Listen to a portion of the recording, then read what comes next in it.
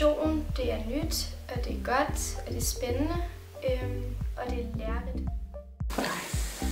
Innovation er at tilbyde eleverne noget andet end det, der efterspørges hele tiden med tal og test og karakterer.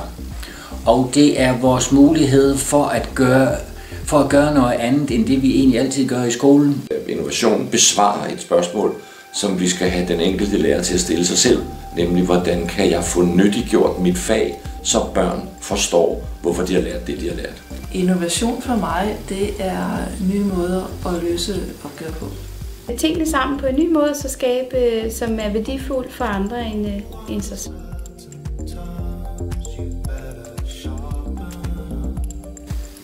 Projektet her interesserer os rigtig meget, fordi vi er rigtig langt med blandt andet vores projektopgaver, som er et fast koncept, som hedder Elever af Ellehammer, og som er udviklingsarbejde sammen med de lokale virksomheder.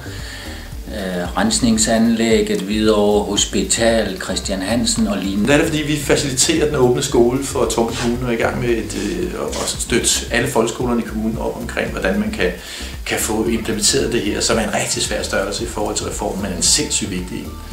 Vi kan give dem en oplevelse af, at der er rigtig mange forskellige mennesker ansat, der er rigtig mange forskellige måder at arbejde på, og eleverne får i sådan et projekt en meget bedre forståelse for den store sammenhæng, som ellers kan være ret kompleks. Jeg vil rigtig gerne være med i det her projekt, fordi jeg kan se, når jeg har arbejdet med innovation på Dansborgskolen, en motivation og en ihærdighed og et engagement, som er helt lige præcis det, en lærer drømmer om. Det har været med til at hæve mit niveau rigtig meget. Jamen, det er jo nye måder at tænke på, det er nye læringsformer, det er nye kendskaber til ting. Innovation er rigtig mange ting.